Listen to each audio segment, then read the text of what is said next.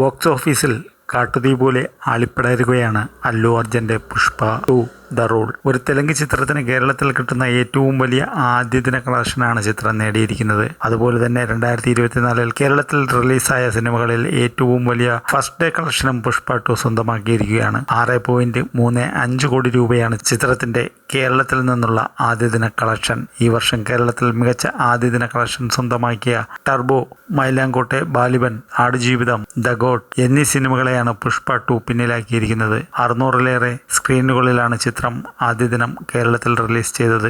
ലോകമാകെ 12,000-ലേറെ സ്ക്രീനുകളിലാണ് സിനിമയുടെ release. Indian സിനിമയിൽ തന്നെ സമീപകാലത്തെ ഏറ്റവും വലിയ ആദ്യ ദിന കളക്ഷൻ ചിത്രം സ്വന്തമാക്കിയെന്നും സ്ഥിരീകരിക്കാത്ത റിപ്പോർട്ടുകളുണ്ട്. തിയേറ്ററുകൾ തോറും ഇതുവരെ കാണാത്ത വിധത്തിലുള്ള ഗംഭീരമായ റിലീസിംഗ് മാമാങ്കമാണ് നിർമ്മാതാക്കളായ മൈത്രി മൂവി മേക്കേഴ്സും സുകുമാർ റൈറ്റിംഗ്സും പദ്ധതിയിട്ടിരുന്നത്. അത് ഏറെ ഫലം കണ്ടു എന്നാണ് ആദ്യ ദിന കളക്ഷൻ സൂചിപ്പിക്കുന്നത്. ചിത്രം കേരളത്തിൽ വിതരണത്തിന് എത്തിച്ചിരിക്കുന്നത് E4 എന്റർടൈൻമെന്റ്സ് ആണ്. സുകുമാർ സംവിധാനം ചെയ്ത പുഷ്പ ദ റൈസ് ആദ്യ ഭാഗം 2 ദേശീയ ചലച്ചിത്ര പുരസ്കാരങ്ങളും 7 സംസ്ഥാന ചലച്ചിത്ര പുരസ്കാരങ്ങളും നേടിയിരുന്നു. പുഷ്പ ദ റൂൾ ഇതിന്റെ തുടർച്ചയായി എത്തിയ പുഷ്പ 2വിന് മുന്നിൽ സകല റെക്കോർഡുകളും മറികടക്കുമോ എന്ന് ഉറ്റുനോക്കുകയാണ് ആരാധകർ. ചിത്രത്തിൽ അല്ലു അർജുനു പുറമെ രശ്മിക മന്ദാന, ഫഹദ് ഫാസിൽ, സുനിൽ, ജഗപതി ബാബു, പ്രകാശ് രാജ് തുടങ്ങിയവരാണ് പ്രധാന കഥാപാത്രങ്ങളായുള്ളത്.